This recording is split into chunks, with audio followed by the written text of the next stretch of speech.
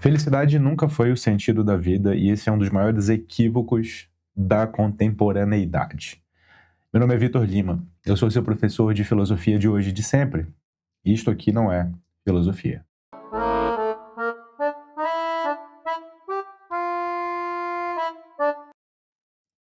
Quero falar sobre felicidade e o equívoco dela como sentido da vida em 3 momentos. No primeiro momento, eu quero falar sobre como a gente confunde hoje felicidade com alegria e confunde isso com um pico de energia, pico de euforia, pico de dopamina. Quero mostrar algumas evidências contemporâneas dessa confusão que a gente faz. Em segundo lugar, eu quero abordar uma noção de felicidade enquanto eudaimonia, que remonta ao Aristóteles, e tentar explorar ela com base, enfim, em algumas aulas do núcleo de formação filosófica. Em terceiro lugar, eu quero falar sobre como a gente pode encontrar uma felicidade possível neste mundo e não num outro mundo, certo? Quero terminar, portanto, com uma proposta prática. Vamos, a partir dessa reflexão, iniciar com a noção de felicidade contemporânea, que está presente, por exemplo, e eu sinalizei aqui, selecionei algumas publicidades colocando só no Google imagens, felicidade e publicidade. Então, quando as pessoas em massa recebem a palavra felicidade, elas recebem o quê? Abriu uma propaganda aqui da Coca-Cola, abra a felicidade. Abra a felicidade. Ou no inglês aqui, né? Open happiness. Abra a felicidade. A gente pode também identificar aqui o Habib's. Você feliz. Você feliz. Outra aqui é, para nós, felicidade é fazer o seu negócio prosperar. O que mais? Mapa da felicidade, que bom. iFood, comprar felicidade. Pão de açúcar, você feliz. E tem, né, uma pá, Jequiti, baú da felicidade, associado lá ao Silvio Santos. Então tem muita coisa associada à felicidade e consumo. Felicidade e consumo, ou seja, se você consumir o nosso copo da felicidade, você será feliz. Essa é a ideia. O que está associado aí, embutido aí, é que ao consumir você vai ter prazer, você vai ter um pico de euforia, você vai se sentir bem, no sentido do prazer. Então, essa é a noção de felicidade massiva na publicidade e que é introjetada na cabeça das pessoas, assim, diuturnamente. Tanto é que quando a gente fala, por exemplo, pergunta, né? Você é feliz? Ou você tá feliz hoje? Ou eu tô te fazendo feliz? Geralmente o que a gente quer com essa pergunta é que a pessoa responda se ela tá feliz no sentido de alegre, se ela tá eufórica, se ela tá se sentindo prazer em vez de dor, certo? É isso. No final das contas, é isso. Portanto, a nossa época, com base nessas evidências, tanto na publicidade quanto do modo como a gente usa a palavra, considera que felicidade, do cabelo que está espetado, que felicidade é prazer, é alegria. E, portanto, atrelam felicidade a momentos. Tanto é que existe outra expressão muito comum dizendo assim, não é possível ser feliz o tempo inteiro, de vez em quando a gente está triste. Como se felicidade fosse sinônimo de alegria e, portanto, o contrário de tristeza. Essa é a noção de felicidade majoritária. O título desse vídeo é que felicidade nunca foi o sentido da vida, porque a provocação que eu quero fazer é que felicidade enquanto alegria não é o sentido da vida. Quando se fala em sentido da vida, se fala em finalidade, finalidade valiosa, a finalidade pela qual vale a pena lutar, a finalidade em direção à qual é digno ir. Quem falou sobre isso pela primeira vez, e aqui eu vou para a segunda parte do vídeo, foi um filósofo chamado Aristóteles, que viveu no século V a.C. Ele faz parte da tríade dos filósofos clássicos da Grécia Antiga, Sócrates, Platão e Aristóteles. Aristóteles, de uma obra fundamental chamada Ética a Nicômaco, que muitos interpretam como se fosse um livro para o seu filho, alguns interpretam como se fosse para o seu pai. Neste livro, ele fala sobre diversos assuntos éticos, sobre o que a boa ação, a má ação, a boa conduta, a má conduta, sobre a virtude, sobre o vício. E ele abre o livro com uma reflexão sobre a felicidade, com uma reflexão sobre qual que é o bem último, a finalidade última que nós, seres humanos, perseguimos. E aqui faça uma distinção comigo. É uma distinção filosófica, mas que tem tudo a ver com a prática. O que é o bem barra finalidade nesse raciocínio? Bem barra finalidade é o destino para onde nós vamos. Então, por exemplo, eu estou fazendo um vídeo.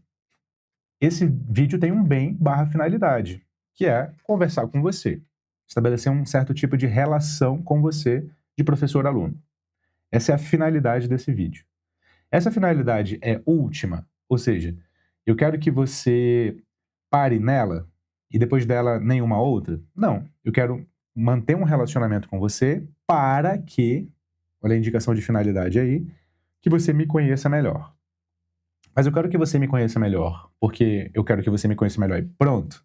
Não. Eu quero que você me conheça melhor para que você conheça melhor a nossa comunidade e, portanto, conheça melhor as nossas soluções de formações de filosofia, por exemplo, que é como eu sobrevivo, né? Eu sou um professor de filosofia, eu sobrevivo das formações de filosofia que eu ofereço. Então, no final das contas, o YouTube é um mecanismo é um bem, né, barra finalidade, meio para outra finalidade, que é bem barra finalidade, meio para outra finalidade, para outra finalidade, para outra finalidade. Mas aí você poderia dizer assim, Vitor, mas tudo que você quer é ganhar dinheiro. É isso. Você quer que eu esgote todo o meu bolso, depositando na sua conta. Não, porque ganhar dinheiro não é a finalidade última. Porque ninguém ganha dinheiro para estocar dinheiro e nunca mais gastar. O dinheiro, por definição, é um meio para outras coisas. O dinheiro é um meio para a minha sobrevivência, para a sobrevivência da minha família, para a sobrevivência da minha empresa. Beleza. Mas família e empresa, pessoas que trabalham na empresa, pessoas que fazem parte da família, são finalidades últimas? Vai acompanhando, porque isso é o raciocínio aristotélico. Ou seja, você para neles? Não, porque não basta viver com eles de qualquer modo, não basta ter uma empresa a qualquer custo, não basta ter uma família a qualquer custo. É preciso que essa empresa e essa família também sirvam de meio para outra finalidade. Que outra finalidade é essa? Essa em que, no final das contas, todo mundo se dirige. O Aristóteles fala, pois é, então, todo mundo tende a concordar que essa finalidade para a qual todo mundo se dirige é em grego, eudaimonia, que é traduzida para felicidade. Todo mundo quer felicidade. E quando chega lá, e a pergunta que a gente estava fazendo até agora há pouco vem, tá, mas e depois? Ninguém responde que quer alguma coisa depois da felicidade. A felicidade costuma ser esse negócio em que a gente vai lá e para, e chega. E tá bom, é isso que eu quero. Percebe? A finalidade última, portanto, é a felicidade. A felicidade é a finalidade última. Essa é uma das maneiras de definir, ou começar a definir o que é a felicidade, do ponto de vista formal. Eu não sei qual o conteúdo dessa finalidade última ainda, mas a forma eu sei. Seja lá qual for esse conteúdo, formalmente falando, ela é a finalidade última, ou seja, depois dela não tem nenhuma outra. É nela que eu quero chegar, é nela que eu quero permanecer. Todas as outras finalidades que vêm antes se destinam a ela. Então, no final das contas, aristotelicamente falando, a gente poderia dizer, eu estou fazendo este vídeo, você está assistindo este vídeo, porque, no final das contas, a finalidade última, tanto minha quanto sua, é ser feliz. É alcançar a eudaimonia. E aí, é claro, o Aristóteles vai fazer um raciocínio para tentar estabelecer qual é o conteúdo desse negócio, analisando certos candidatos à felicidade. Ele analisa o candidato prazer, ou em grego, hedoné. Ele analisa esse candidato. E ele descarta o prazer ou a alegria como felicidade, porque a alegria e o prazer são efêmeros, passageiros, transitórios. Ou seja, eles passam logo, eles não permanecem. E por que algo que passa logo e não permanece não pode ser felicidade? Porque a felicidade, já está definida, é a finalidade última. É aquela que quando nós chegamos, nós permanecemos. Ora, se algo que é a finalidade última, é algo transitório, então não serve de finalidade última. Porque eu tenho que, quando acaba, perseguir outra coisa. Que vai acabar, e eu vou perseguir outra coisa. Que vai acabar, e eu vou perseguir outra coisa. E por aí vai. Portanto, aquilo que é a felicidade não pode ser algo transitório. Porque se for algo transitório, o jogo de buscar finalidade continua girando. A finalidade não pode ser algo pontual. A finalidade precisa ser algo duradouro. Entende? É por isso que ele descarta a alegria e o prazer e tal. E tem outros candidatos que ele vai analisando, que não cabe aqui analisar. Eu analiso isso em aula, na aula do Aristóteles, já no núcleo de formação filosófica, inclusive. O link está aqui na descrição, que é a minha escola de filosofia. Mas o que importa aqui, para o nosso raciocínio, é essa distinção entre finalidades meio e finalidades últimas, para afastar essa noção de que felicidade é alegria. Veja, se você está se dirigindo para uma finalidade última, o caminho pode ter tristezas e alegrias. Porque o que faz a felicidade não é o caminho propriamente dito, os elementos do caminho, cada elemento do caminho. É o caminho enquanto conjunto, mas não enquanto elemento localizado. Você não pode estar num determinado ponto do caminho e reduzir o caminho inteiro àquele ponto. Digamos que você está vivendo e nesse momento da sua vida você está passando por algo triste, por algo que vai te inibir, por algo que vai te colocar para baixo. Você não pode dizer, a minha vida não é feliz. Porque tudo que você está dizendo, no final das contas, é que este momento da sua vida é triste. Mas a sua vida, em termos de felicidade, só pode ser avaliada para onde você está se dirigindo. Para onde você está se dirigindo, tem uma trajetória, e essa trajetória é composta por inúmeros pontos, e não só por este que você está passando agora. Então é perfeitamente possível, nesse raciocínio, que no caminho você passe por tristezas, você passe por dores, você passe por decepções, você passe por frustrações. Entende? Porque o que importa não é o ponto, o que importa é o caminho inteiro em direção à felicidade, aquilo que te preenche. Beleza? Então essa reflexão é importante. Terceiro momento aqui, desse vídeo, eu quero prometer eu quero cumprir o que eu prometi, que é falar sobre como é que a gente pode ser feliz, então, neste mundo, nesta vida e não em outra, em termos aristotélicos. E você sabe que essa distinção que o Aristóteles faz para tentar compreender o que é felicidade, nota que eu nem disse qual que é a concepção de felicidade do Aristóteles, vou deixar para você assistir a aula lá no núcleo, caso você queira. De novo, o link está na descrição. Mas, em termos aristotélicos, para a gente utilizar essa distinção meio-fim, né, finalidade última, finalidade meio, vamos pensar naquelas ações que nós escolhemos fazer na ânsia de querermos ser felizes, mas que não trazem felicidade porque elas nunca prometeram felicidade. E a gente acha que elas vão trazer felicidade. Então, por exemplo, a gente acha que colecionar coisas vai trazer felicidade. E aí, quando uma dessas coisas que a gente coleciona, sei lá, um boneco, uma xícara, né, um selo, uma bugiganga qualquer, quebra, a gente fica extremamente triste. E a gente fala assim, poxa, a vida mesmo não vale a pena porque aquilo em que eu depositava a minha felicidade quebrou, foi roubado e tal. Ora, por que isso nunca prometeu felicidade? Porque pela própria natureza, isso é impermanente, isso é quebrável, isso é transitório, isso é efêmero. Portanto, depositar a sua felicidade em algo impermanente, transitório e efêmero e querer que isso dure para sempre é um pouco tolice, do ponto de vista aristotélico. Percebe? Isso nunca prometeu felicidade para você, porque é impermanente por natureza. Isso promete alegrias, mas não promete felicidade. Certo? Outra coisa que não promete felicidade são atividades que são meramente utilitárias.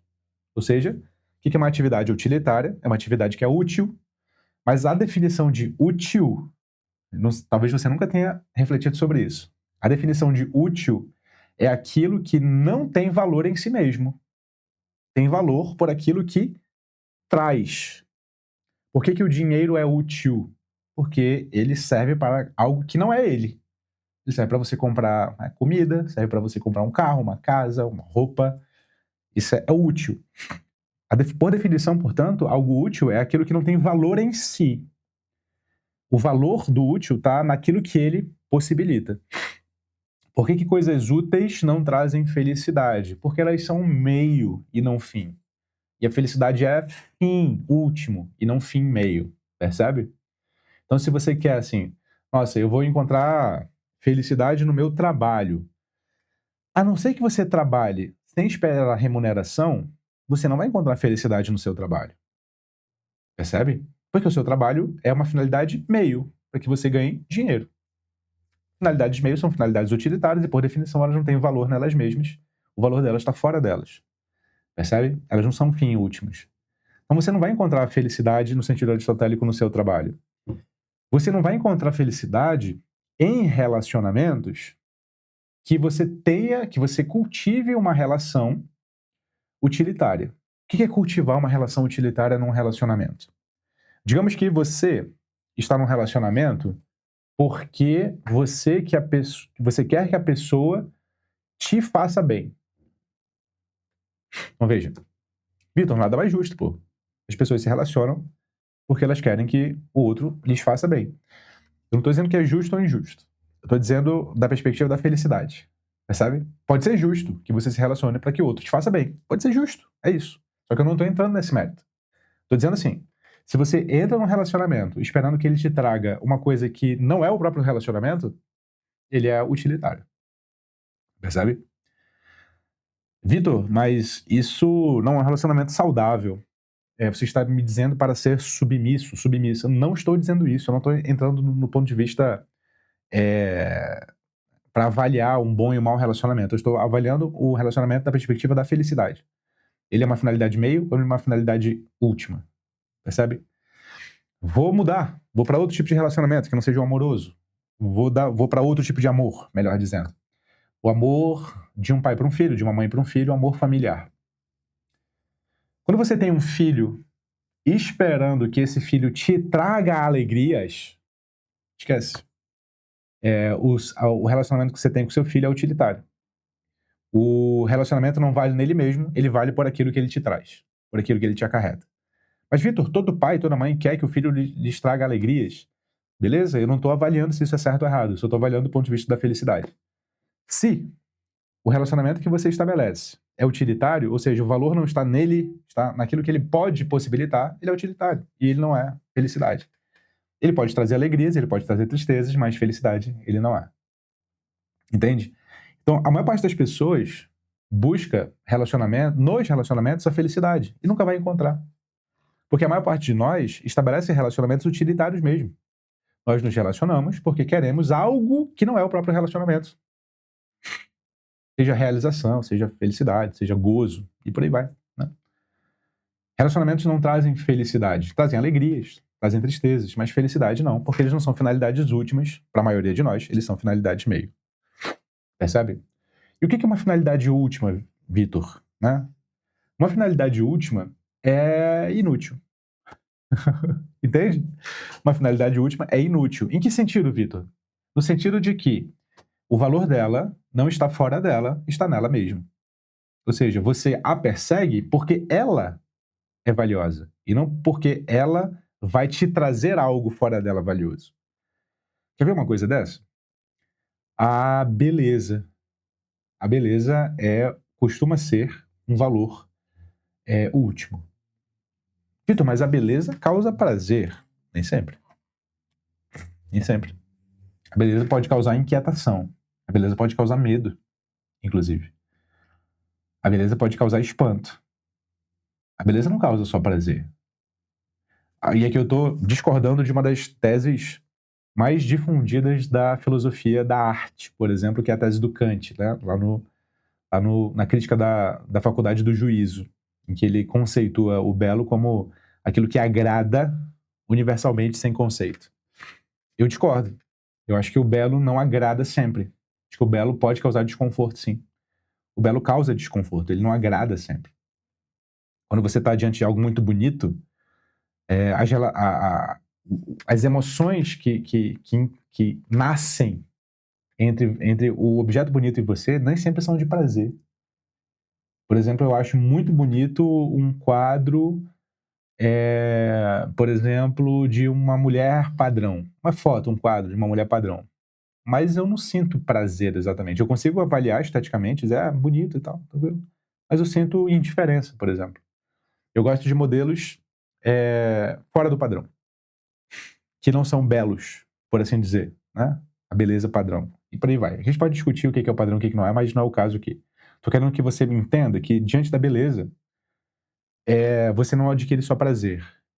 Por quê? Porque eu quero argumentar que a finalidade da beleza é a beleza.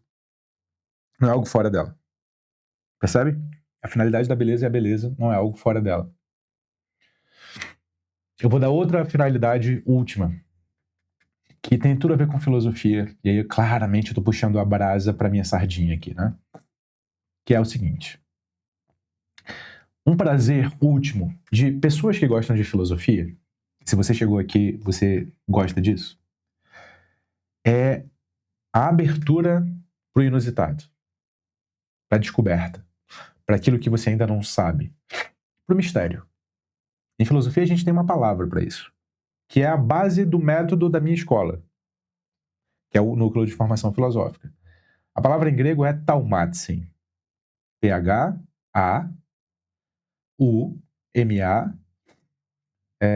T-Z-E-I-N. Taumatzin. Ela é a palavra que a gente traduz para espanto, maravilhamento, deslumbramento. Ela é a palavra que inicia a filosofia, segundo Platão e Aristóteles. É quando você se dá conta que a realidade não é exatamente aquilo que você achava que ela era, você começa a filosofar. Isso é um prazer imenso, mas pode também ser um desprazer imenso. Portanto, não é um prazer que a gente está buscando exatamente. A gente está buscando a sensação do taumatzin, do espanto, do maravilhamento, da abertura. Pode ser inquietante, pode ser reconfortante, mas isso é uma finalidade última. Pessoas que gostam de filosofia gostam tanto disso que muitas vezes elas sequer querem a resposta. Elas só querem o maravilhamento, o espanto. Eu gosto de abertura, né? Eu gosto de abertura. Se abrir para a realidade que você não tinha visto ainda.